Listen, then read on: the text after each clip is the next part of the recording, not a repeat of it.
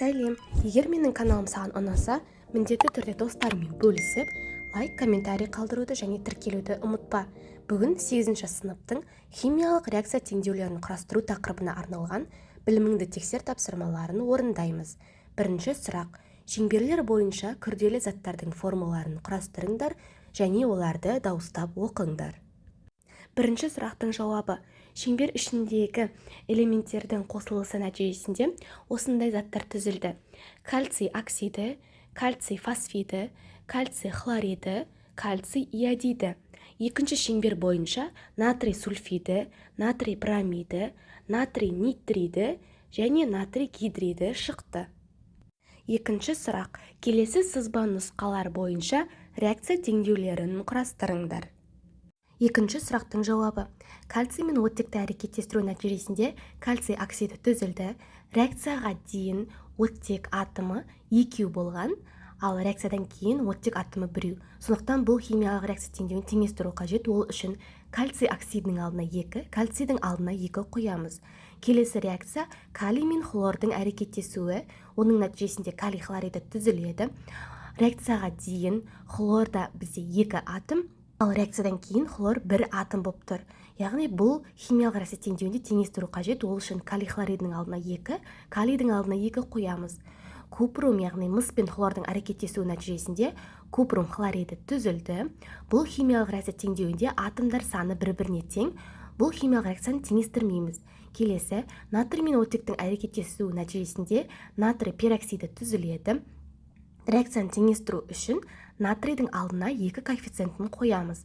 Барий қосылған күкірт түзіледі барий сульфиді.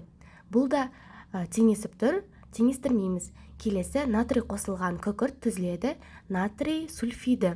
Реакцияны теңестіру үшін натрийдің алдына 2 коэффициентін қоямыз. Себебі реакцияға дейін натрийдің атом саны 1-ге тең, ал реакциядан кейін натрийдің атом саны 2-ге тең.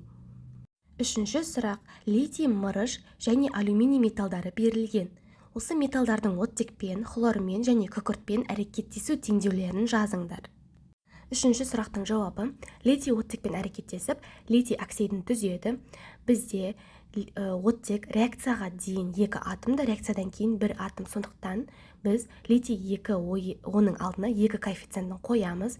Бізде сонда реакциядан кейін өнімде бізде литийдің саны 4 атом болып кетеді. Сондықтан литийдің алдына 4 қоямыз. Келесі литий мен хлордың әрекеттесуі. Нәтижесінде бізде литий хлориді түзіледі. Реакцияға дейін хлор атомы 2, реакциядан кейін 1. Сондықтан литий хлордың алдына 2 қоямыз.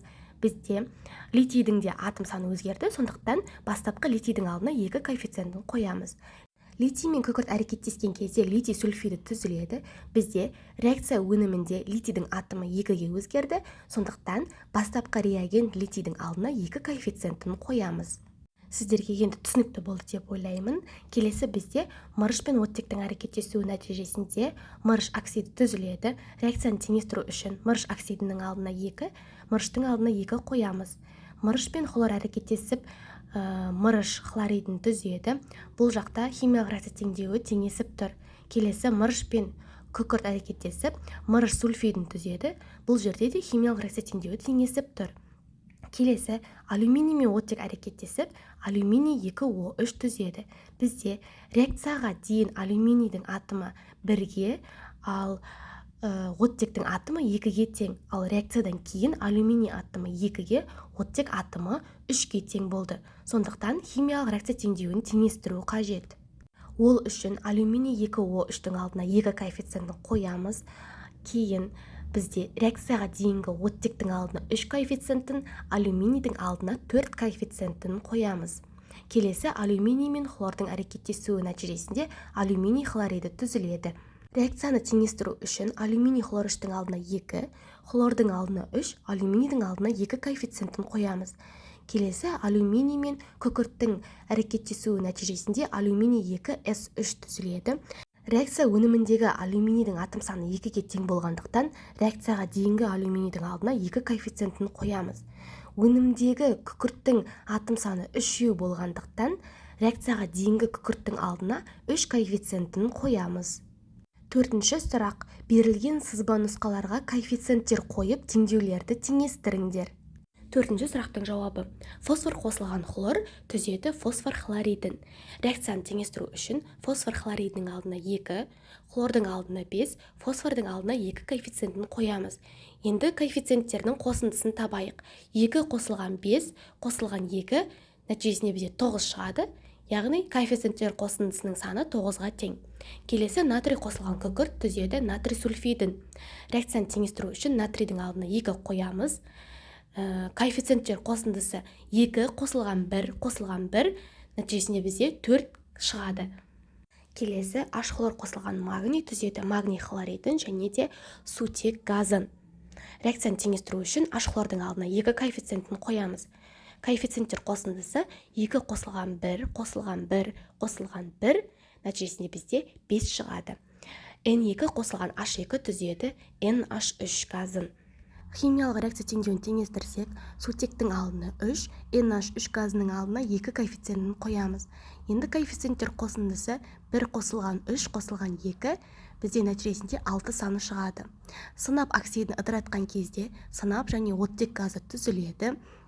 Реакцияны теңестіру үшін сынап оксидінің алдына 2, сынаптың алдына 2 коэффициентін қоямыз. Енді коэффициенттер қосындысын қоссақ, 2 қосылған 2 қосылған 1, нәтижесінде 5 шығады. Бесінші сұрақ. Химиялық реакция сызба нұсқалары мен коэффициенттерінің қосындысын сәйкестендіріңдер. Бесінші сұрақтың жауабы.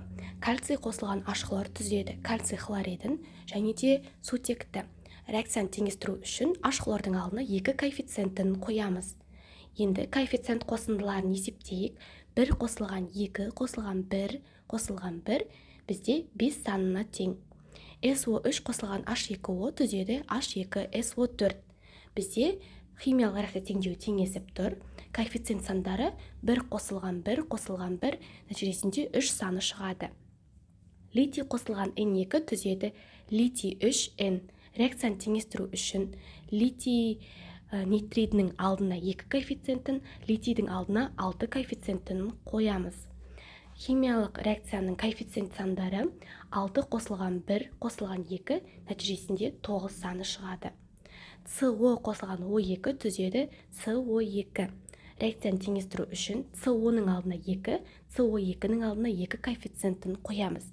Енді бұның коэффициенттер сандарының қосындысы 2 қосылған 1 қосылған 2, нәтижесінде бізде 5 саны шығады. Біліміңді тексер тапсырмалары аяқталды. Видео ұнаса міндетті түрде достарымен бөлісіп, лайк, комментарий қалдыруды және тіркелуді ұмытпа.